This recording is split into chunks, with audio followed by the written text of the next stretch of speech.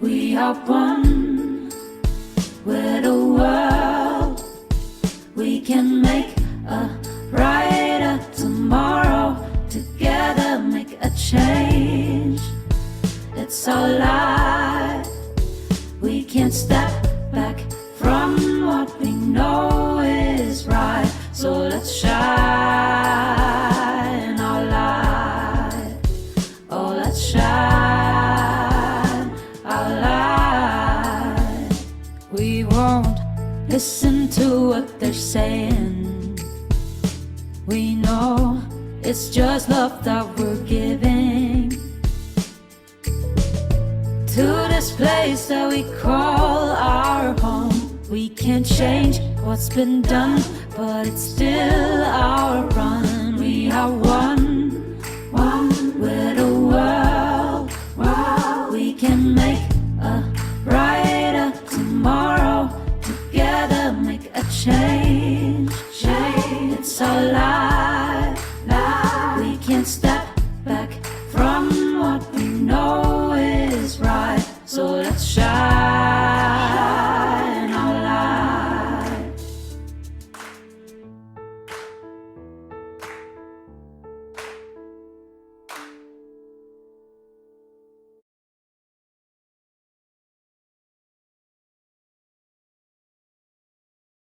I am Sanjoy Roy, the co-chair of the Catalyzing Change Week Programming Committee.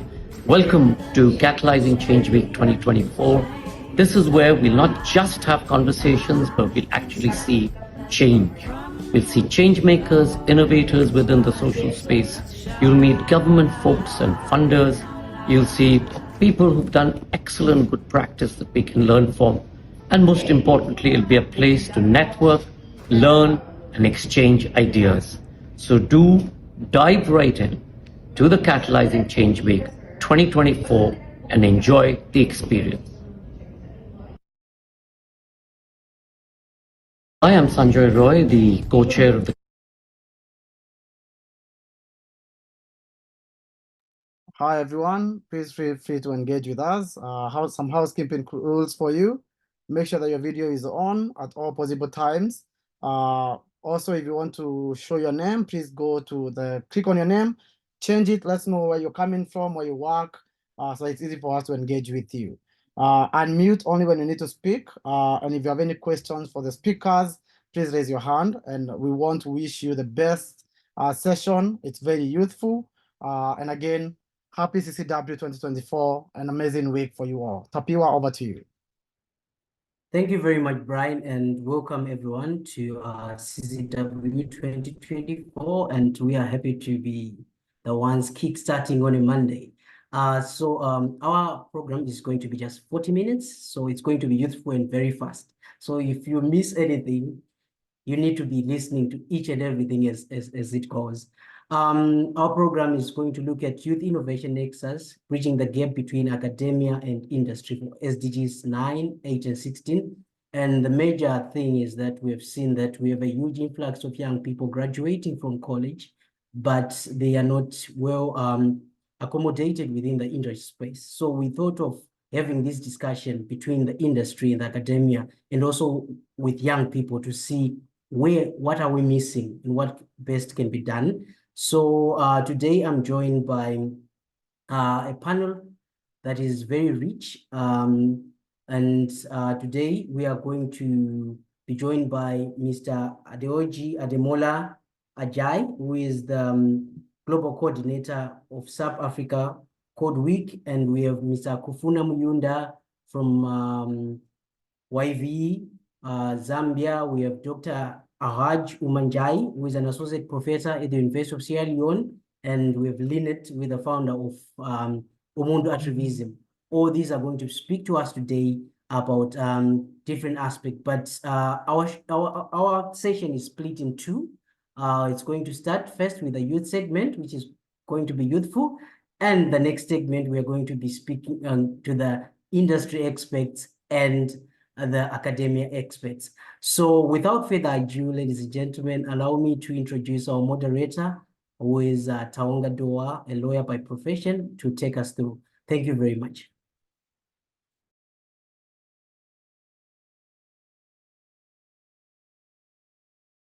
I can't see her on the call. I don't think she's joined yet. She's here. I was seeing you on the call. I think she was unmuting herself. Unless she had dropped off. Maybe she's dropped off. Just check. I see, she's coming back. Yeah, she's coming back. Yeah.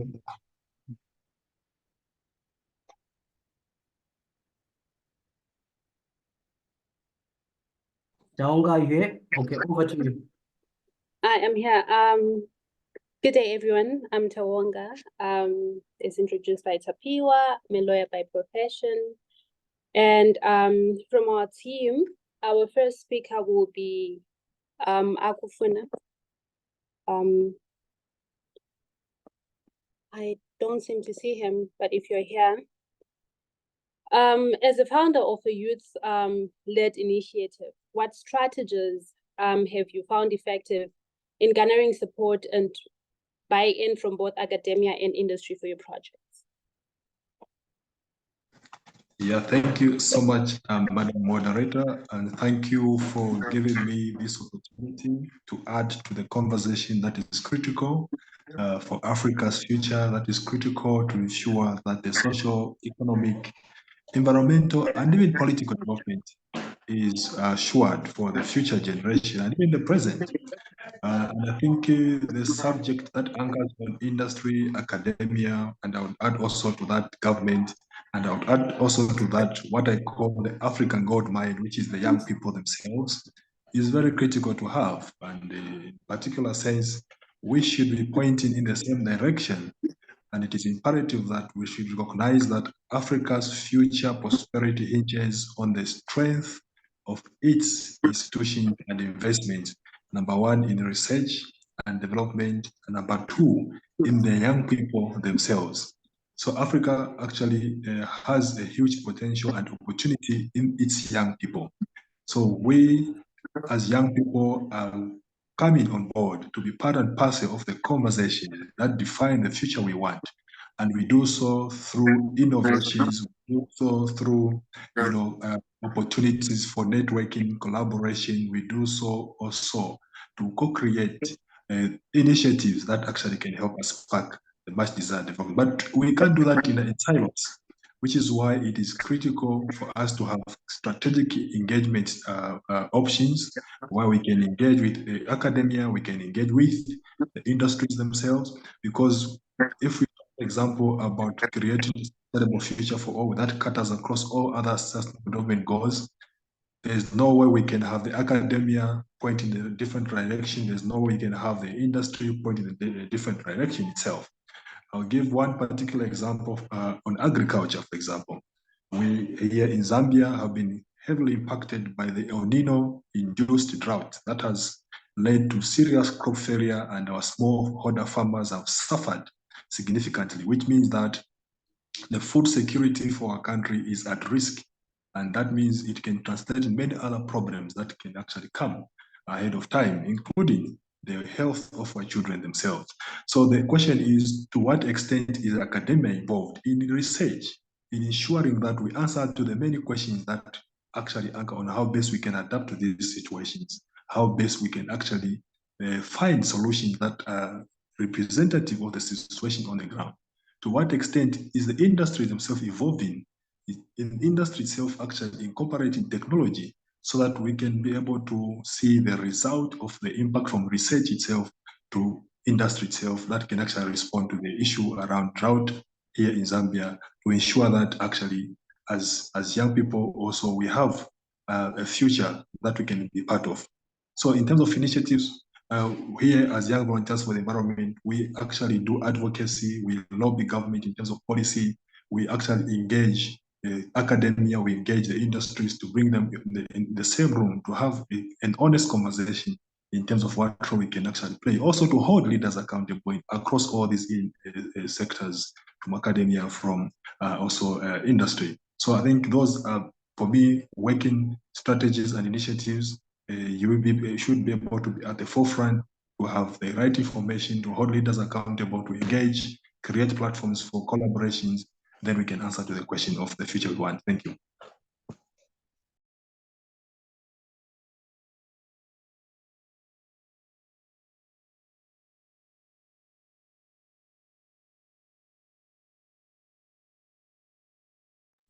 Thank you so much, Akufina. We will take a minute or two for questions. If there's anyone with a question, you could kindly raise your hand so that we can attend to it.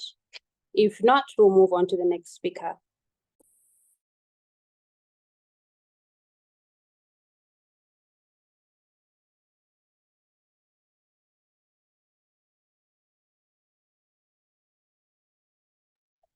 All right, I take it we don't have any questions. I'll move on to our next speaker, who is Lynette. Lynette, can you share with us an example of a successful collaboration between academia and industry and youth-led initiatives that have resulted in measurable impact on SDGs 9, 8, and 16? And also, in your own opinion, what are the main challenges hindering effective collaboration between academia, industry, and youth-led initiatives in achieving sustainable developments and goals?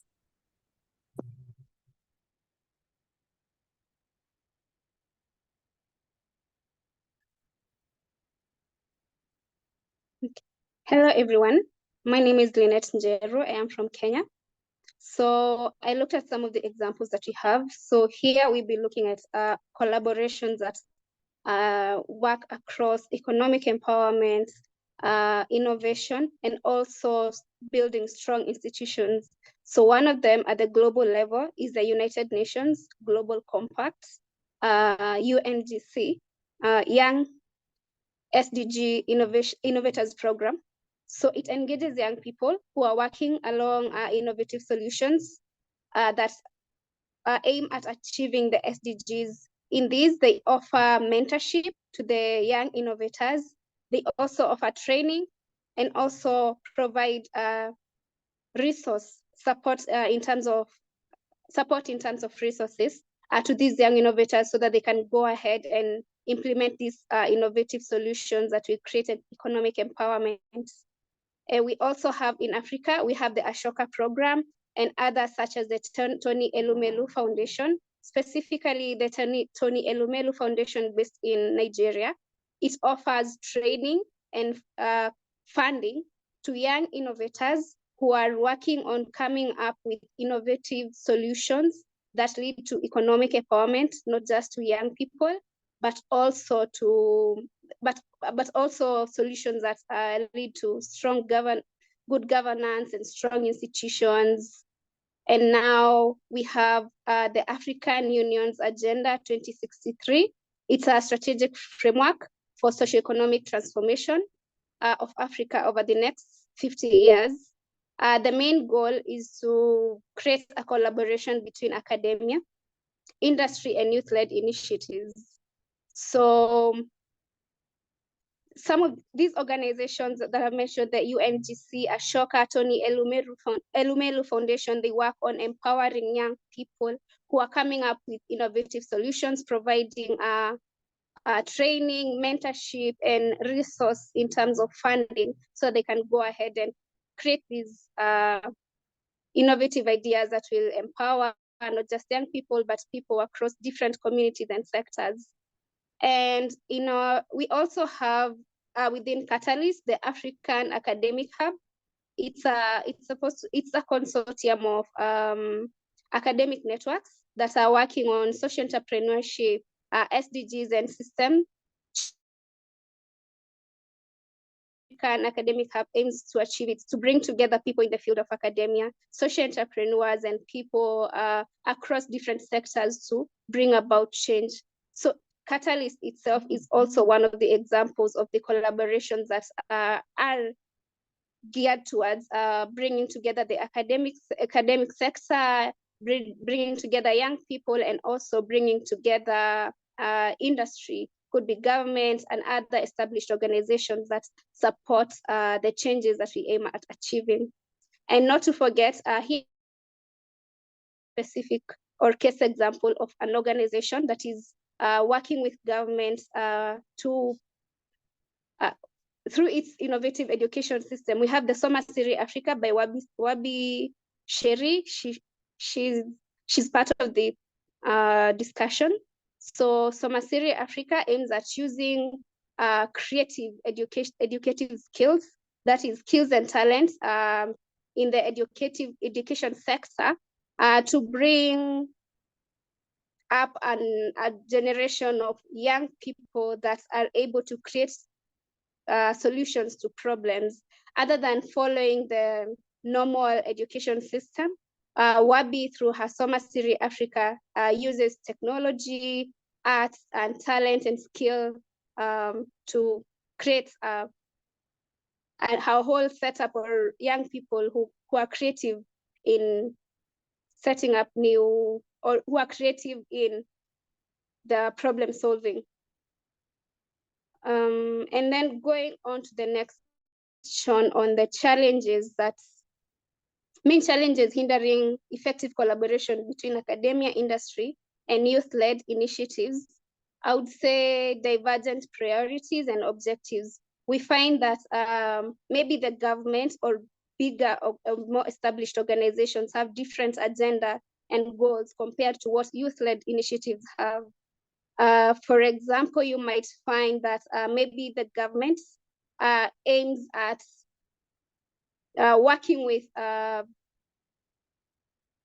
if it's in the health sector, maybe the government has identified its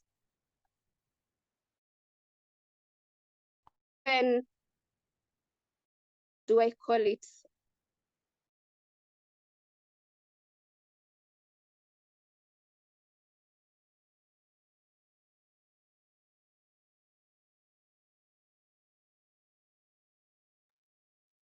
I think we've lost Lynette. Can anyone still hear? Or it's only on my end? We can hear you. We lost her. Oh, you lost her? Yeah. I think we have lost her. I think she's made her way back. Yeah. Lynette, are you there?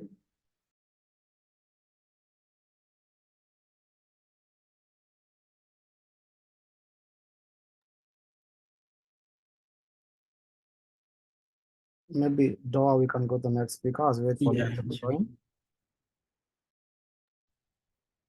That's okay. If there are any questions, we can hold on to them until she's back. I'm going to leave the button to my co-moderator, Tapiwa, to take us through the next two speakers. All right.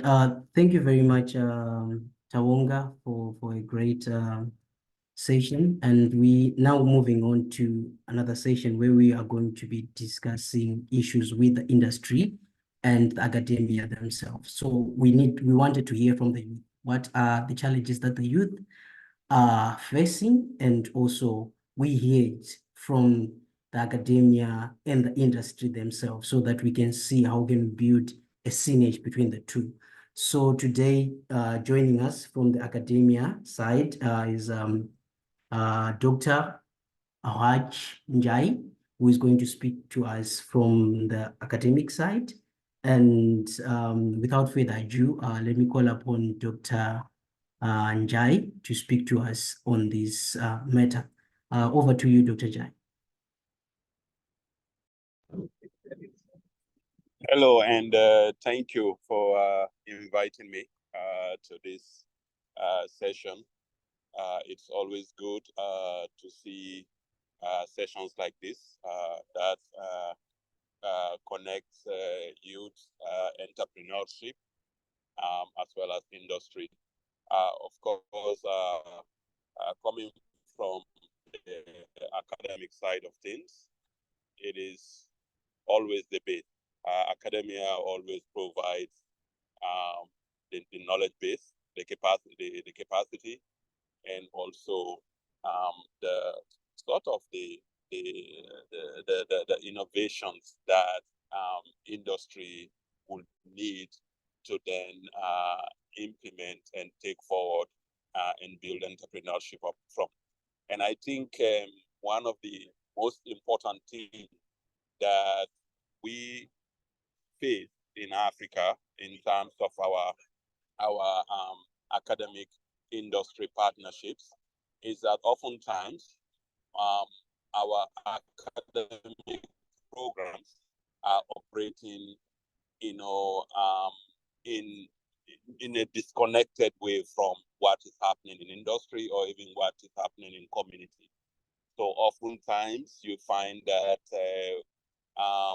we are not even teaching in schools, in universities, in colleges, some of the challenges that communities face, and then vice versa, silo in academia operating in silo, and so we are not able to problem solve or address some of them, and so what then happens is that we often get industry solutions that are coming from outside, and those industry solutions then require external expertise because they have actually gotten the training on those areas. So one thing that is important in terms of our academia, industry, and even community problem solving, because at the end of the day, the industry that you develop is towards building better communities and ensuring populations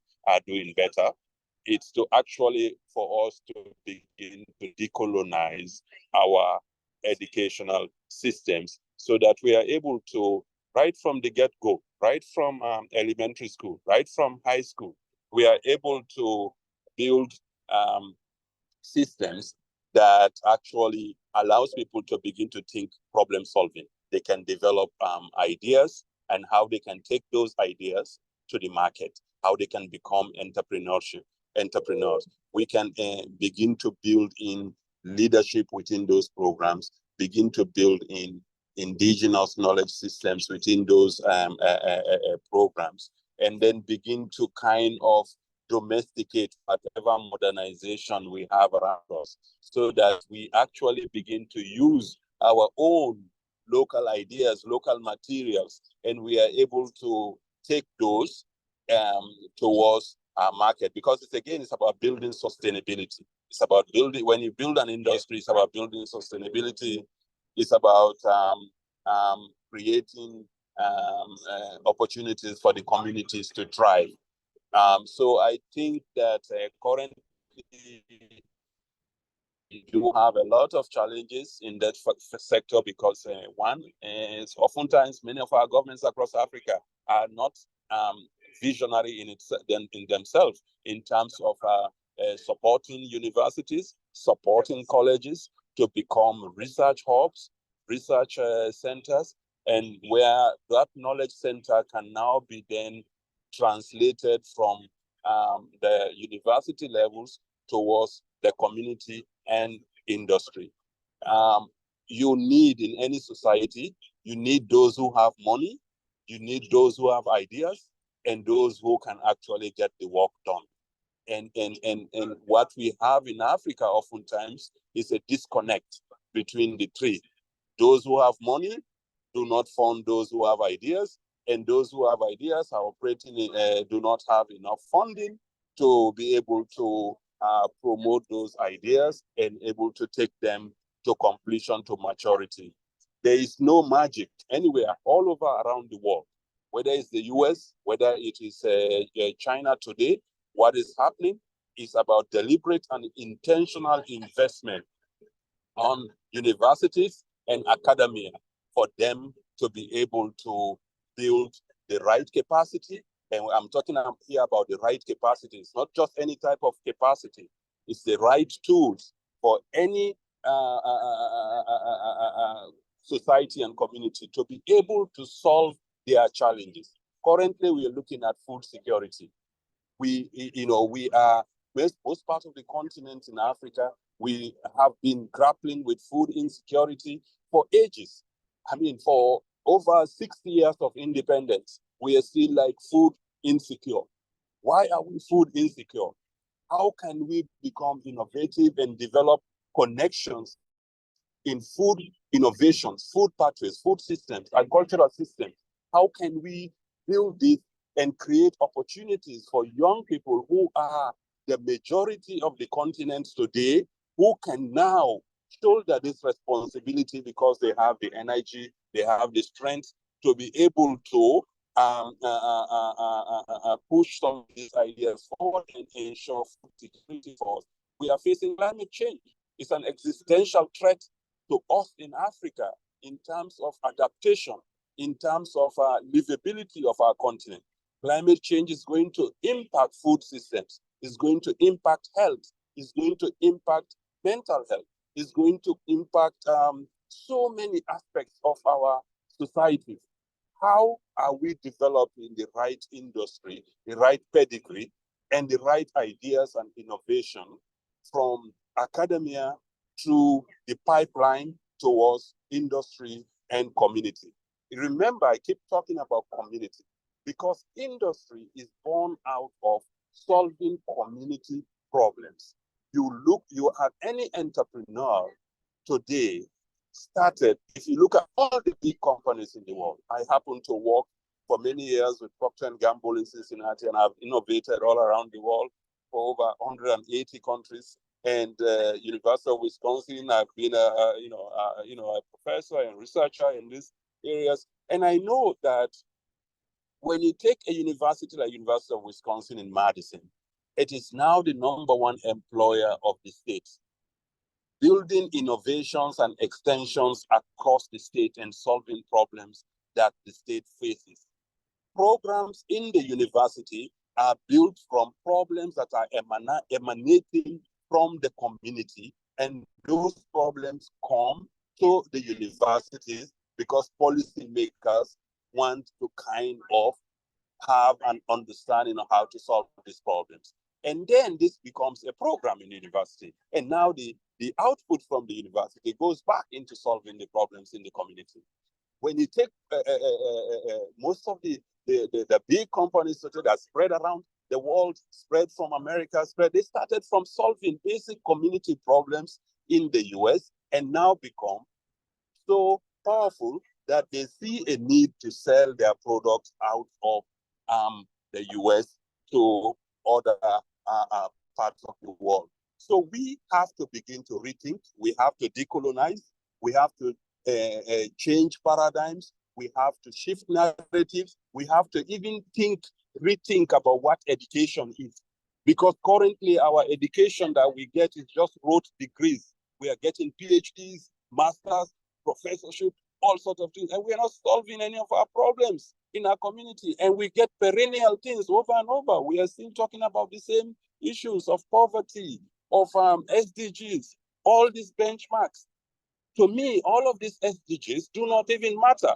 What we need as Africa, we need to set our own benchmarks and say, this is what we need to do to eradicate poverty. This is what we need to do to empower young people to build industries. We need to set our own benchmarks. If there is SDG being set for 2030, we say we need to do it now because we cannot afford.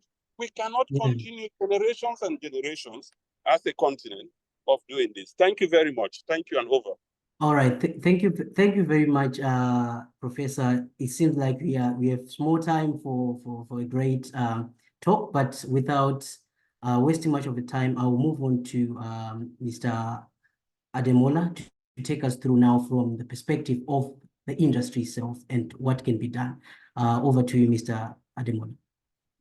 Thank you so much, Tapiwa, and thanks to the Catalyst 2030 group for inviting me to this panel. I think without needing to repeat what everyone has said, and I'm really conscious of time, I know we have just 5 minutes to wrap up. So my name is Olajide Ademola Ajayi. I'm a leader at SAP Ireland, and I am a keen supporter of SAP CSR. I used to lead one of the initiatives called Africa Code Week, and now I'm supporting the new CSR focus, which is Educate to Employ, which it speaks directly to what we're discussing here today, and speaks directly to what the doctor just said and the youth who spoke before me discussed as well. So at SAP, so the way I'm going to approach this is I'm going to tell you about SAP, what we do, about the problem, I'll tell you what we're doing at SAP, and how we're able to bridge the gap, and the call to action for industry leaders, educators, as well as those in the third sector, because there's it's a multifaceted problem that needs a multifaceted solution to it. So at SAP, we power opportunities for social enterprises and young people like yourselves trying to get into the business world. We are the world's largest provider of enterprise application software, and we do so much to enable people and to power inclusion for people as well, to bring people from underserved communities into business. So I'm going to highlight the problem. Okay, so the problem that we're discussing here is that we need to bridge the academia and what the industry requires. From what we see as an organization, we hire a lot of graduates every day. And when they come through the doors, what we see first is they're lacking the requisite skills that we need for them to do the work from the very first day. So they come in equipped with theoretical knowledge, but lacking the practical skills and experience that are crucial in the workforce. So the gap can be seen very evidently in areas like technology, where coding skills are taught without application to real-world software development processes. We build software. We want to hire graduates who will come into the workforce and start to build software. But that's not what we get every time. Even in business education, you see a lot of people coming in with theoretical models that are discussed without the concept of or context of modern agile workplace practices. So what are we doing at SAP? Remember, I said to you that we power opportunity for people. So the key focus area for our CSR is to accelerate impact for businesses, okay? And also to develop, create digital skills, to make people future ready and building future skills for young people. So what we did last 2 years in 2022 is we partnered with UNICEF to create a program called Educate to Employ. You know, the Educated to Employ is a learn to earn pathway to get people into the workforce. And they come into the workforce job ready.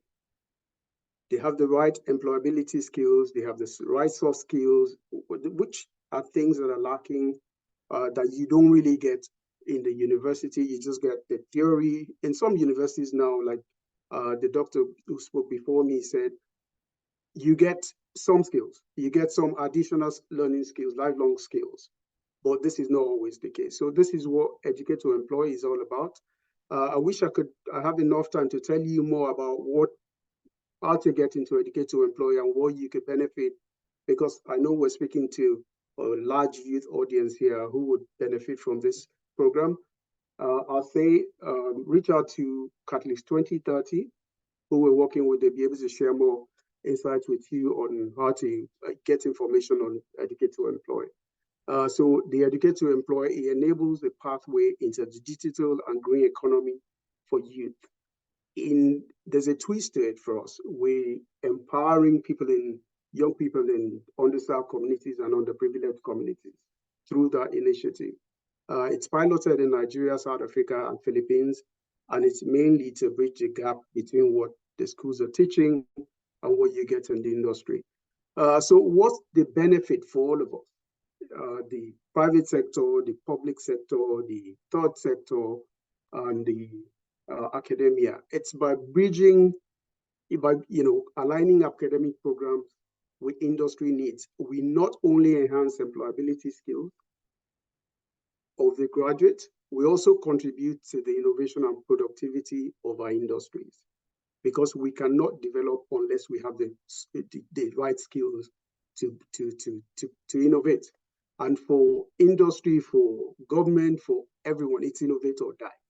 So employers will benefit from a workforce that can hit the ground running from the very first day, and students will enter the job market confident and in their own abilities to contribute meaningfully from very first day. So my parting shot, because I know we have 1 minute to go, is that educators and industry leaders have a shared responsibility to ensure that educational systems are not just repositories of knowledge, but also the engines of future of skills development. So that's a quick summary. I hope I'm able to make it. I know we have 3 minutes to go, and I know there may be questions. It was really difficult rushing through all of this, but I have so much to share, but maybe there will be another day to share more with all of you. Thank you so much for inviting me. Thank you very much, Ademola. You know, time is actually our enemy right now. We hope that we had so much time to dissect on these key issues, because I've seen that the chat box is burning.